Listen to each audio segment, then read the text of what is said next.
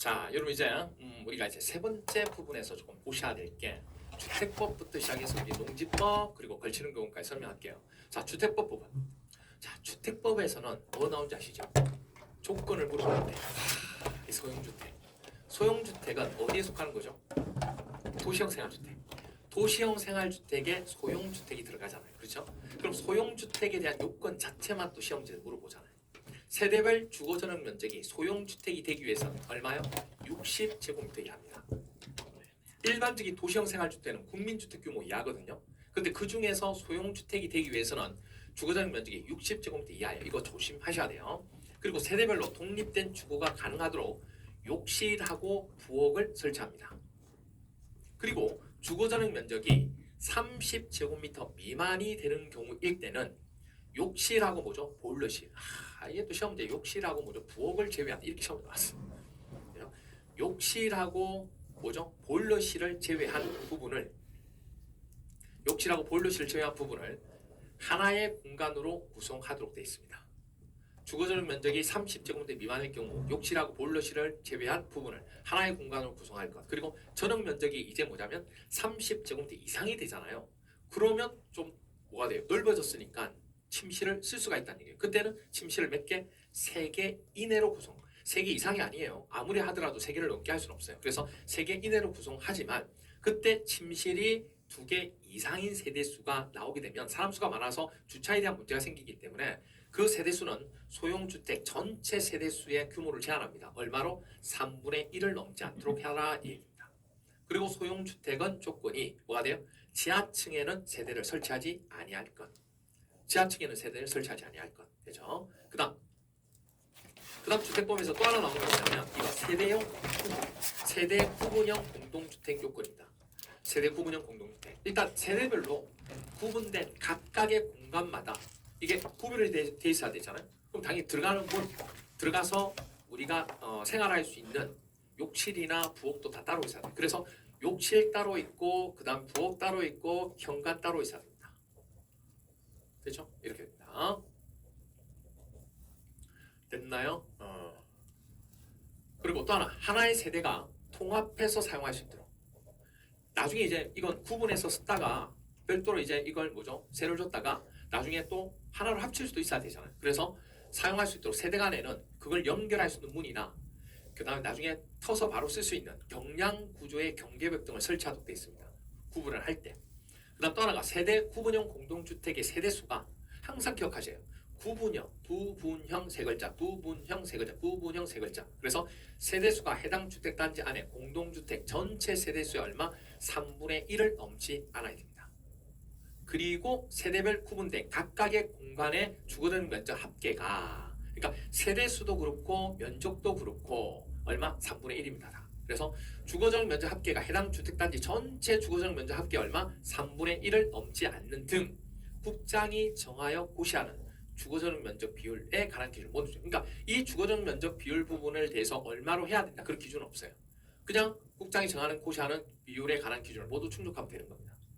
그 다음 주택법에서 공동주택 리모델링 허가 기준 주택법에 나오는 것 중에서 우리 공동주택 리모델링 하잖아요. 그때 리모델링 허가 기준인데 이거 하고 항상 조심하실 게 이 조합 나올 때는 뭐하고 헷갈리면 안 돼요? 그렇죠. 조합 설립에 대한 기준하고 헷갈리면 안 돼요. 지금 설립 기준이 아니고 조합에 대한 설립 기준이 아니에요. 조합이 설립되고 다 하고 난 뒤에 리모델링 하겠다는 얘기예요. 리모델링 하려면 뭐 받아야 돼요? 허가를 받아야 되거든요. 허가 받아야 되고 허가 기준을 얘기하는 겁니다. 그래서 만약에 입주자나 사용자 또는 관리 주체가 리모델링을 하고자 한다. 그럴 때는 공사기간, 공사방법 등이 적혀있는 동의서에 입주자 뭐죠? 전체의 동의를 얻어야 되고 만약 입주자 대표 이때이죠. 입주자 대표 회의 경우에 만약에 리모델링 하려고 한다. 그럼 허가 기준이 리모델링 허가 개요와 공사비, 소유자의 비용 분담 명세가 적혀있는 결의서에 주택단지 소유자 전원의 동의를 얻어야 됩니다. 이때는 둘 다 뭐냐면 전체든 전원이 되는 거죠. 그래서 뭐 전체 인원을 줄여서 우리가 뭐 또 전원이라는 말을 쓰니까. 근데 리모델링 주택조합은 다르죠. 그래서 이 리모델링 주택조합을 좀 잘 봐주셔야 돼요. 이것에 대한 경우 리모델링 주택조합일 경우에는 허가 기준이 어떻게 된다? 주택단지 전체를 리모델링 할 경우에는 주택단지 전체 구분 소유자 및 의결권이 각 75% 이상의 동의와 and 각동 구분 소유자 및 의결권. 각동 무조건 뭐 해야 돼요? 우리 허가 기준 말고 그 조합 설립인가 할 때는 가반수였잖아요. 그럼 가반수하고 비슷한 게 뭐죠? 50%죠, 50%. 그래서 50% 이상 동의가 돼야 돼요. 동만 리버데링 할 때는 이거 그대로 따오시면 되죠. 동만 할 때는 이게 필요가 없으니까. 그래서 동을 리버데링 할 경우에는 그 동의 구분 소유자 의결권의 얼마? 75% 이상 동의 이렇게 됩니다. 자, 그 다음에 또 주택법에서 한국토지주택공사 동의 시 전매 허용 조건. 원래는 주택법에서 전매가 안 돼요. 전매가 안 되는데 전매를 허용하여 있는 경우는 사업주체가 한국토지주택공사가 뭐하면 동의하면 전매를 허용해 주겠다는 거예요. 그리고 또 그 조건이 1번부터 6번까지 있는 해당할 때 가능한 겁니다. 첫 번째, 세대원이 근무 또는 생업상의 사정이나 질병치료, 취약, 결혼으로 인해서 세대원 뭐죠? 전원이 시험 문제는 어떻게 나와요? 일부 아니에요. 전원이 아시죠? 다른 광역시 또는 특별자치시, 특별자치도시 또는 군으로 뭐하는 경우 이전하는 경우 아시죠? 전원이 다른 광역시나 특별자치시, 특별자치도시 또는 군으로 이전하는 경우. 근데 이게 수도권으로 이전하는 경우는 뭐하고 제외하고 이렇게 됩니다. 그리고 상속에 따라 취득한 주택으로 세대원 이것도 전원이 이전하는 경우. 그리고 세대원 또 전원이 어디로? 해외로. 자 여기 이게 이거죠. 이거. 전원이 해외로 이주하거나 또는 몇 년 이상 해외에 체류하는 경우 그죠? 2년 이상. 해외 나오면 2년이죠. 이렇게 돼요. 그리고 이혼으로 인해서 입주자로 선정된 지위나 주택을 배우자에게 이전하는 경우입니다. 배우자한테. 자식 아니에요. 이혼으로 인해서 입주자로 선정된 지위나 주택을 배우자에게 이전하는 경우. 그리고 주택 소유자가 국가나 지방자치단체, 금융기관에 대한 채무를 이행하지 못해서 경매 또는 공매가 시행되어서 넘어가는 경우 있죠. 이 경우도 가능하다는 얘기예요. 그리고 또 하나가 입주자로 선정된 지위나 주택의 일부를 배우자에 증여하자. 원래 증여 부분 돼야 안 돼요? 안 돼요. 동의 때 해도 안 돼요. 그런데 주택의 일부입니다. 전부 아니에요. 그리고 또 누구? 배우자에게 증여하는 거지. 자식한테 증여하는 거 아니에요. 그래서 입주자로 선정된 지위나 주택의 일부를 배우자에게 증여하는 경우는 한국토지주택공사 동의를 하면 전매 허용된다. 그 얘기입니다. 그 다음 또 하나 이제 주택법에서 기억하실 거 분양가 상한제. 우리 분양가 상한제 적용주택 적용 기준입니다. 일단은 공공택지하고 공공택지 외의 택지에서 주택가격 상승의 우려가 있어서 누가요? 국장이 항상 뭐죠? 심의를 거칩니다. 뭔가 제안할 때는 주거정책심의위원회 심의를 거쳐서 지정한 지역은 분양가 상한제. 그러니까 분양가 상한제 누가 지정하는 거예요? 국장이. 그럼 어느 지역에 주로 적용하느냐? 바로 도시형 어느 지역에 하냐면 이 경우일 때 적용하는 거고 어느 경우일 때 적용을 안 하냐? 분양 가격 부분에 대한 상한제를 적용하지 않는 경우를 얘기하는 거예요. 2번은. 그죠? 이 2번이라고 하는 것은 이 적용 기준이 예외되는 거.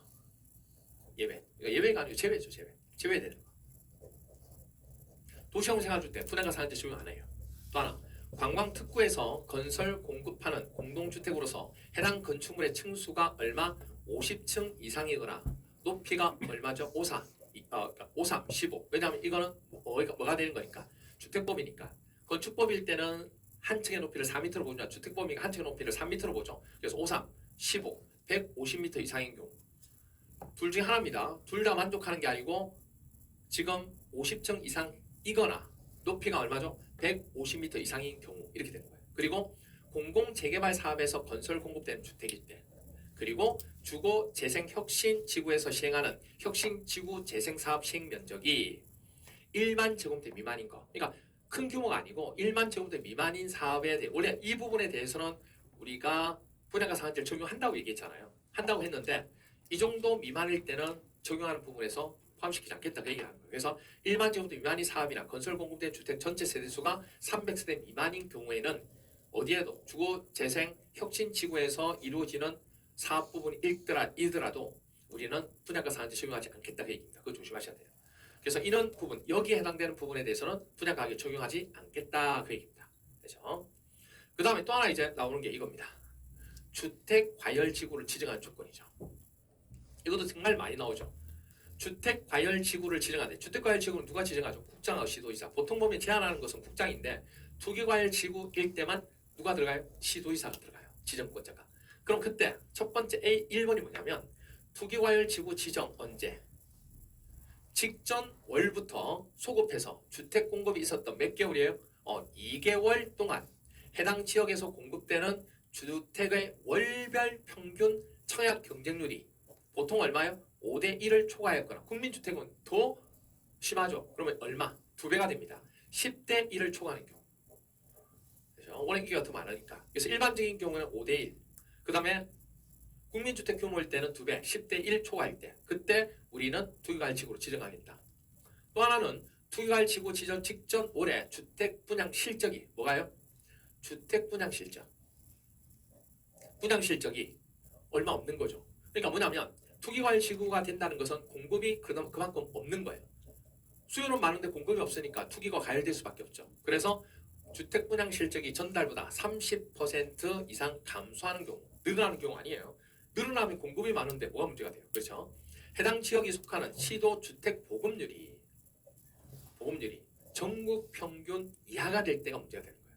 그리고 해당 지역에 속하는 시도 자가주택 비율이 전국 평균 이하가 될 때가 문제가 되는 거죠. 그리고 조정 대상 지역, 그러니까 아까 투기과열지구는 국장과 지정권자가 시도지사라고 얘기했고 조정 대상 지역 조정하는 건 국장밖에 없어요. 시도지사 안 들어가요. 자, 조정 대상 지역은 주택 분양 등이 과열되어 있거나 과열될 우려가 있는 지역을 조정 대상 지역으로 지정하겠고 또 하나 주택의 분양이나 그 중에서 매매 등 거래가 위축될 수도 있잖아요. 그런 경우와 위축될 우려가 있는 지역 그럴 때는 또 조정을 해야 돼요. 늘었다 줄었다 하는 부분 그런 곳을 조정 대상 지역으로 지정하겠다는 얘기예요. 그래서 이것처럼 세부적인 내용은 아직 시험대에 안 나왔다는 얘기예요. 자, 그 다음 이제 농지법입니다. 그 다음에 우리가 농지법.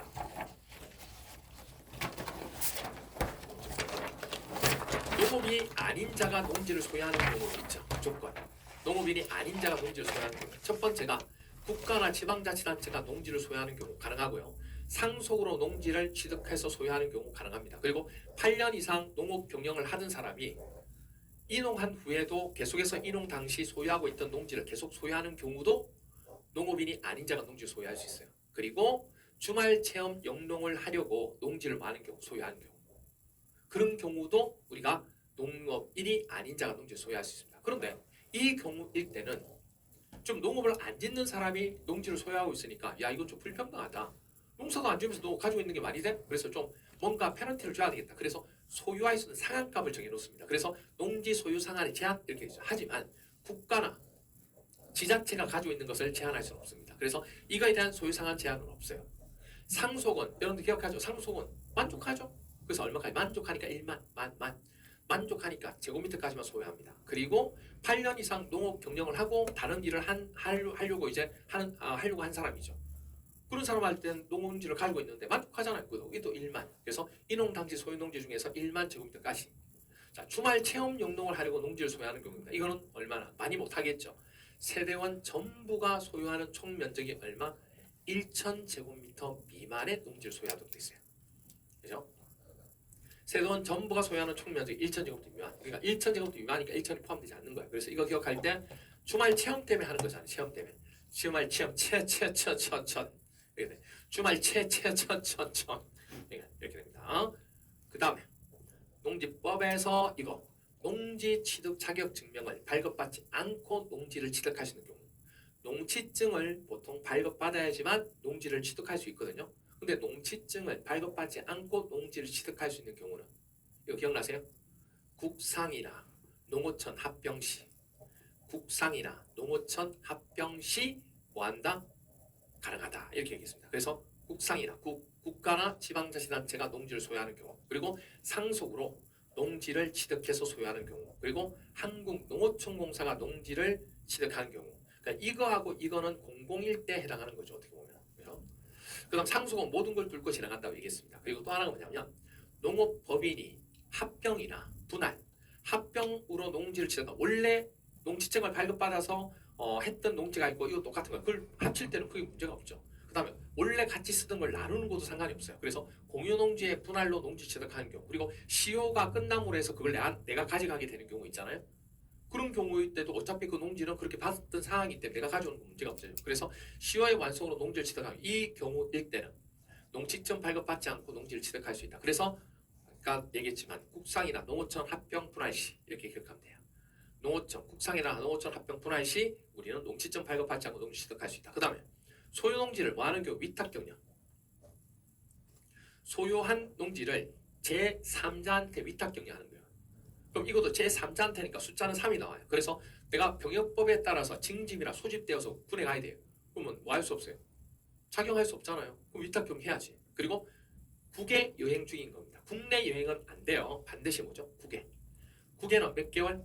제3자한테 주는 거라고 얘기했죠. 그럼 3개월 이렇게 돼야 돼요. 숫자 3 나온다고. 그리고 농업법인이 뭐 중인 경우에 반드시 청산 중인 거. 이거 뭐 나온지 아세요? 소송 이렇게 나와요. 이거 아니에요.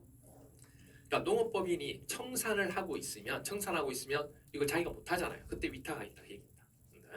그리고 질병 때문에 또는 취약 때문에 또는 선거에 따라 공직이 침입하면 내가 못 하잖아요. 그리고 부상으로 몇 월 이상, 3월 이상 치료가 필요한 경우, 그리고 교도소나 구치소 보호 감호 시설에 수용 중일 때는 작용이 안 되잖아 이게 스스로. 그럴 경우에는 또 위탁 경영할 수 있다고 얘기입니다.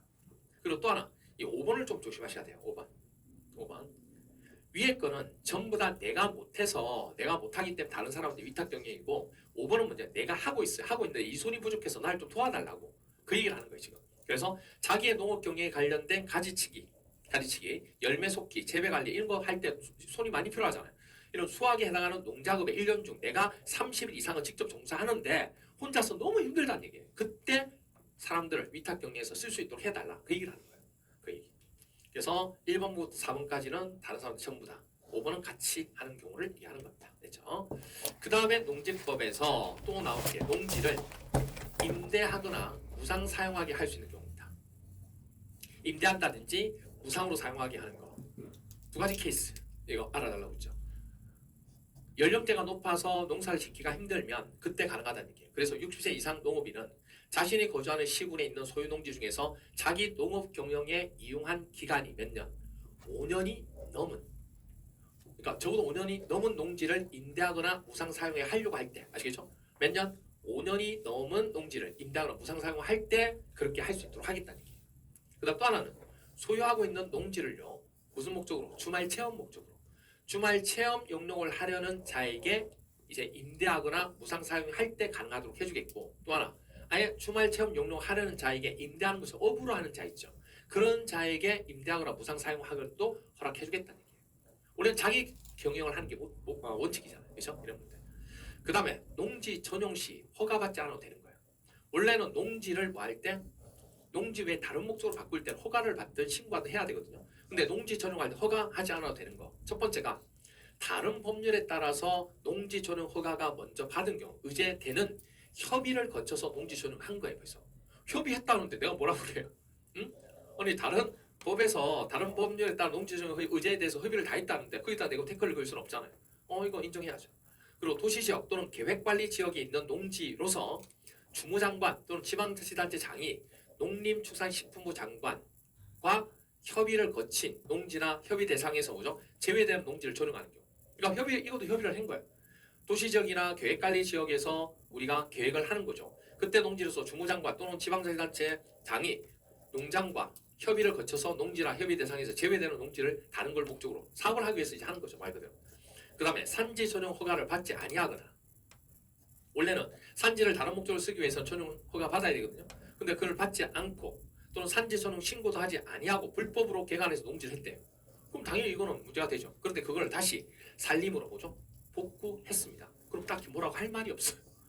뭐라고 할 말이 없다. 그러면 이것도 농지 전용 시 허가가 아니다는 얘기예요. 그래서 지금 농지 전용 시 허가 받지 않아도 되는 게 1, 2, 3번 이 세 가지가 있는 거예요. 그렇죠? 됐나요? 그래서 우리가 여기까지가 2번까지가 바로 뭐냐면 조건사항에 대한 정리를 한 겁니다. 그럼 마지막으로 이제 보셔야 될 게 뭐냐면 세 번째가 걸치는 경우. 걸치는 경우를 이제 그 6개 법령에서 걸치는 경우가 몇 가지가 나오는데 딱 두 군데 나와요. 걸치는 경우가 저쪽 돌리죠. 70쪽 복사. 70쪽. 안 봐도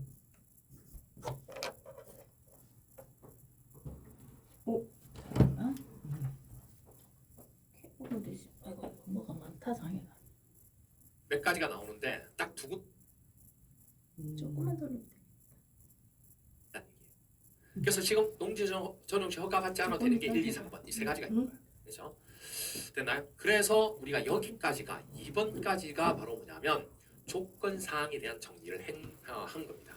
그럼 마지막으로 이제 보셔야 될 게 뭐냐면 세 번째가 걸치는 경우다. 걸치는 경우. 걸치는 경우를 이제 그 6개 법령에서 걸치는 경우가 몇 가지가 나오는데 딱 두 군데 나와요. 두 군데. 걸치는 경우가 국토계획법하고 뭐죠? 건축법.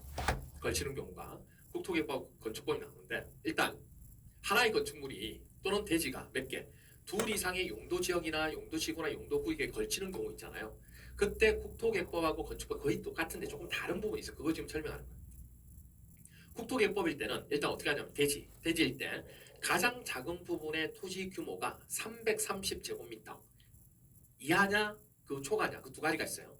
만약에 도로변에 이렇게 도로가 이렇게 있는데 여기가 상업지역인데 이렇게 도로가 띠 모양으로 이렇게 되어 있는 여기가 상업지역이에요. 이때는 330이 아니고 2배가 되는 660이 됩니다. 그럼 중요한 건 이게 이하냐 초과냐 그 얘기죠. 이 부분이 이하냐 초과냐 이하냐 초과냐 그렇죠? 이하냐 초과냐 그 부분인데 이게 330제곱미터 이하 또는 도로면의 띠 모양으로 지정된 상업지역에 걸쳐있는 토지는 660이 돼요.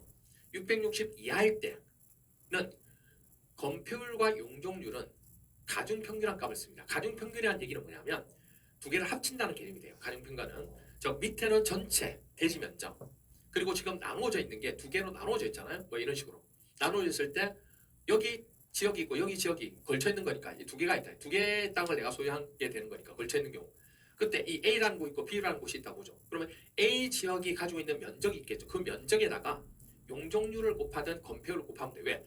건폐율을 물어봤으면 건폐율을 곱하면 되고 용적률을 물어봤으면 용적률을 곱하면 돼요. 그렇죠? 그렇게 하고 거기다가 옆에 있는 B라는 지역에 대한 면적과 또 용적률 건폐율을 곱하면 돼요. 그렇게 하고 두 개를 뭐죠? 더하는 거죠. 가중평균이니까 우리 평균은 뭐냐면 이 두 개 더해서 나누기 2를 하는 거잖아요. 근데 가중평균은 그게 아니에요. 이거 자체가 가지고 있는 면적에 따라서 비율에 따라서 달라질 수 있기 때문에 그래서 면적에 해당되는 용적률이나 건폐율 그 지역의 면적에 따른 용적률 건폐율을 그 각각 곱해서 더해주는 거예요. 그리고 거기다가 뭘 나눈다? 전체 대지 면적을 나누면 그게 바로 가중평균입니다. 그래서 가장 작은 부분에 이 두 개 그 지역 중에서 가장 작은 규모가 여기가 330이고 여기가 600이 될 수 있어요. 그러면 330 이하인 곳을 얘기하는 거예요. 그 이하인 곳 부분에 그죠? 그 이하인 곳 부분이 되면 이하가 되면 가장 작은 부분이 330 이하가 되면 이 얘기입니다. 그래서 330이 안 나오고 400이 나왔다. 그러면 이걸 초과하는 경우죠. 근데 330 가장 작은 게 330 이하에 해당되는 거예요. 그러면 건폐율과 용적률은 가중평균한 값을 구하면 되고 그 밖에 건축 제한이 있잖아요. 건축 제한은 가장 넓은 면적 두 개 중에서 넓은 면적을 가지고 하면 돼요. 근데 만약에 330이나 660을 초과했어요. 여기가 400, 여기가 600 이렇게 나올 수 있잖아요. 그러면 여기가 400 부분이 되면 초과했으니까 그때는 뭐죠? 각각 규정을 적용하면 돼요. 그러니까 두 개 중에서 가장 작은 규모가 얼마일 때? 330제곱미터 이하일 때 도로의 띠 모양은 상업지 660이고 그렇게 된 겁니다. 이 경우가 바로 뭐가 된다?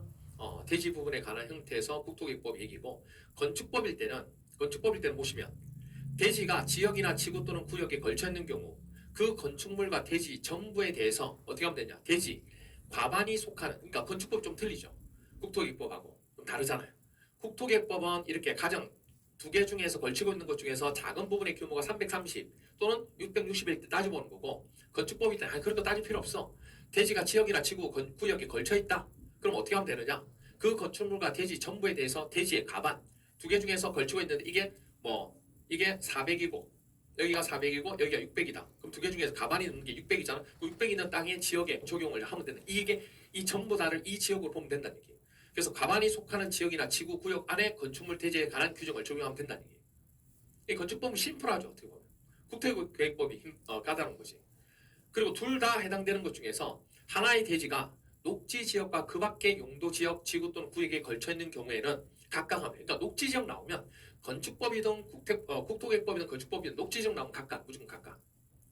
근데 국토계획법에서 제외되는 게 규모가 가장 작은 부분이 녹지 지역이고 그때 녹지 지역 면적이 330제곱미터 이하일 때는 각각이 아니고 이 기준 이거 적용해야 된다 그 얘기 이거. 그때는 이거 적용한다 그 얘기. 그렇게 됩니다. 이게 좀 까다롭죠. 그다음에 건축물인데 자 하나의 건축물이 이렇게 돼 있어요. 하나의 건축물이 방화지구가 아닌 그 밖의 용도 지역, 지구 또는 구역에 걸쳐 있는 경우입니다. 이렇게 걸쳐 있어요. 이럴 경우에 원칙적으로 어떻게 하면 돼요? 뭐만 전부 방화지구로 적용한다? 땅은 대지는 전부 다 방화지구로 할 필요 없어요. 왜? 건물이 불이 났을 때 확산되는 거니까. 그래서 이 걸쳐 있는 건물만 뭐로 하겠다는 얘기예요. 건축물만 전부 방화지구로 규정 적용하겠다. 그러니까 땅은 대지는 그렇게 할 필요가 없는 거예요. 그런데 이 가운데 걸치고 있는 부분 가운데를 방화벽을 설치하는 거예요. 경계가 되는 방화벽으로 구획을 했다. 그러면 이 건물은 방화지구로 적용할 필요가 없어요. 왜? 화재가 나도 확산이 안 되니까. 그러면 이거는 방화지구 아닌 규정으로 적용하면 되죠. 그래서 각각 규정을 적용하는 겁니다. 그다음에 하나의 건축물이 고도지구에 걸쳐 있는 경우입니다. 하나의 건축물이 고도지구에 걸쳐 있는 경우. 이 경우죠. 예를 들어서 여기는 고도지구고 여기는 개발진흥지구인데 건물이 또는 땅이 고도지구에 지금 이렇게 이만큼 걸쳐 있는 경우. 이럴 경우에는 자 보세요. 건물은 고도지구에 걸쳐 있는데 고도지구는 뭐냐? 높이 제한인 거죠. 어떻게 보면. 그러면 이것만 높이 낮고 이것만 높이 올리면 돼요? 안 되죠. 비행기가 가다 다 부딪히죠. 그러니까 건축물은 모두 다 고도지구로 봐야 돼요. 그런데 그렇게 해놓으니까 어떤 문제가 생기냐면 여러분 자 이런 문제가 생기는 거예요. 어떤 문제가 여기다가 건물을 땅에다가 이쪽 건물을 높이 올릴 수 있죠. 여기도 건물을 높이 올릴 수 있고 그러니까 여기만 높이 제한을 두면 여기 가다 여기로 부딪히는 거예요. 야 안 되겠다. 고도지구에 걸치고 있는 이 땅도 대지도 뭐죠? 고도지구로 봐야 되겠다. 그래서 고도지구 하나의 건축물이 고도지구에 걸쳐 있잖아요. 그럼 건축물만 고도지구로 적용하는 게 아니고 건축물하고 대지 전부 고도지구 규정에 적용한다 이 얘기예요. 그래서 고도지구는 조심하셔야 돼요. 근데 반대로 이제 방화지구는 그렇지 않잖아요. 방화지구하고 방화지구 아닌 곳에 걸쳐 있을 때는 건축물만 불이 어디로? 건물로 확산된 거니까 대지는 할 필요가 없이 건축물만 전부 방화지구로 적용하는 거예요. 그렇게 해서 차이가 나는 겁니다. 아시겠죠? 그렇게 봐주시면 됩니다. 그렇죠? 그래서 우리가 오늘 전적으로 여러분 이제 설명을 좀 드린 게 오늘은 이제 뭘 설명드리냐면 조건, 테마 8번째.